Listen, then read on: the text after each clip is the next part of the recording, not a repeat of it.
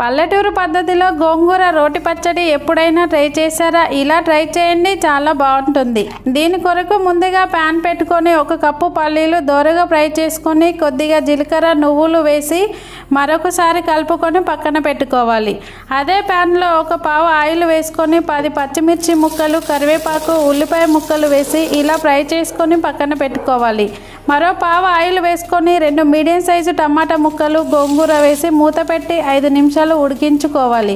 చూశారు కదా, ఇలా ఉడికించుకున్న తర్వాత 1/2 టీ స్పూన్ పసుపు వేసి మరొకసారి బాగా కలుపుకొని పక్కన పెట్టుకోవాలి. తర్వాత రోట్లో పల్లీలు వేసుకొని మెత్తని పేస్టులా చేసుకొని పచ్చిమిర్చి ముక్కలు, 10 ఎల్లిపాయ ముక్కలు, రుచికి సరిపడా ఉప్పు వేసి మరో 5 నిమిషాలు మెత్తని పేస్టులా చేసుకొని గోంగూర వేసి మెత్తగా నూరుకొని ఒక బౌల్లోకి తీసుకున్నట్లయితే ఎంతో టేస్టీగా ఉండే గోంగూర రోటి పచ్చడి రెడీ. చాలా బాగుంటుంది, తప్పకుండా ట్రై చేయండి.